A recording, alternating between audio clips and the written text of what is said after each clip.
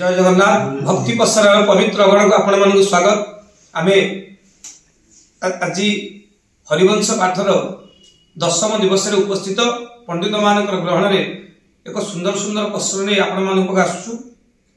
मो पाखर अछंती पंडित जगेश्वर पुरोहित, तांका ठारू किछि श्रवण करिबा। आज मु पंडित पुरोहित को पचारिबी जे पंडितर लक्षण कौन, क्या आम पंडित बोली कहवा, गुण कौन कौन देखिले पंडित बोली कहवा। समस्त वर्तमान समस्त मठा पिंधुन, समस्त माने मठा धोती पिंधुन, जहाँ को देखो समस्त पंडित पंडितर गुण लक्षण ए विषय किसी कहते आप। अत्यंत उत्तम प्रश्न पचार। पंडित संस्कृत व्याकरणगत दृष्टि देखिले पंडाह अस्याह अस्ति पंडित। 6टी गुण संपन्न व्यक्ति, 6टी गुण जहाँ पाखर थाए ताको पंडित बोली कहा जाए। तो 6टी गुण कौन ना अध्ययनशील होइथिबो, समस्त प्रति समान व्यवहार करुथिबो, छोट ठारू बड़ पर्यंत समस्त को सम्मान दउथिबो, संयमता होइथिबो एवं वाक्य विनिमय रे तांकर संयमता रहिथिबो एवं पुराण पुरुष प्रसिद्ध ऋषि महर्षि पूर्व पुरुष मानू यथेष्ट सम्मान प्रदान करुथिबो एवं विद्या को आदर करुथिबो। ए 6टी गुण जहाँ पाखर थाए ताको पंडित बोली कहा जाए। आमर श्रीमद् भगवत गीता रे मध्य भगवान श्री कृष्ण कहिसंती विद्या विनय संपन्ने ब्राह्मणे गविहस्तिनी सुनिचैव स्वपाके च पंडिता समदर्शिन। पंडित जे से समदर्शी हवा नितांत आवश्यक एवं से विद्यावान होइथिबे किंतु विनयी होइथिबे।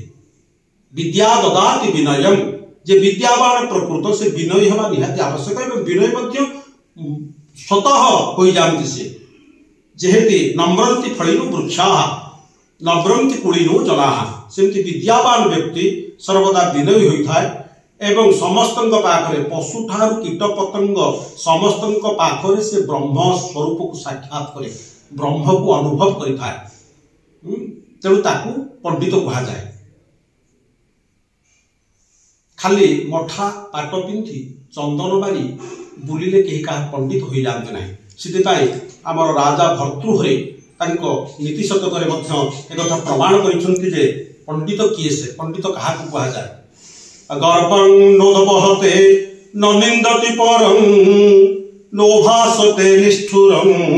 जे पंडित ता मन में केबे गर्व भाव न थाए, अहंकार रहित से होइथाए, अहंकार युक्त होई न थाए, गर्व भाव न थाए, अन्य को केबे निंदा करे नाही। न निंदति परं, अन्य को केबे निंदा करे न थाए एवं कहा प्रति निष्ठुर वाक्य से प्रयोग कर न थाए एवं किए कौन कहीदेला तांको प्रति किए प्रकार अशालीन मंतव्य किए देला सेति प्रति से भ्रूक्षेप करते नाही।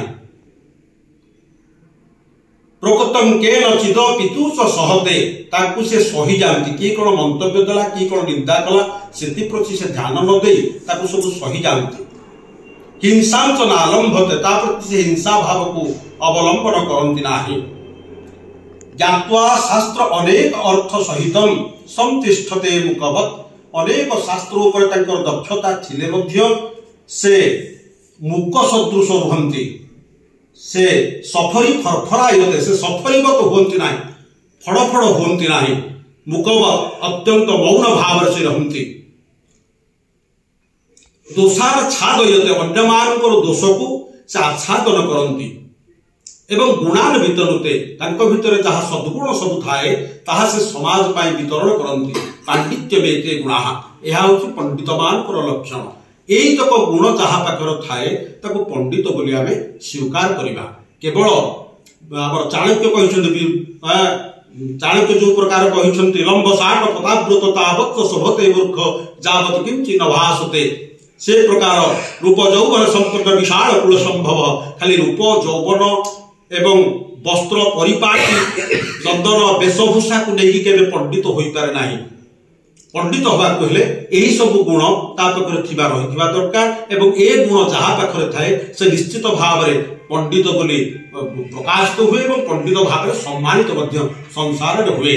तेणु पंडितर लक्षण होई जो लोक मैंने पंडित कहबारे कौन द्विधा प्रकाश करने उचित नुहे एवं से पंडित पदवाच्य अटंती। जय जगन्नाथ। आम जाना आज क्या पंडित कहते पंडितर गुण कौन और लक्षण कौन यही लक्षण गुड़िक सब देखिले आम पंडित कहवा। जय जगन्नाथ। नमस्कार।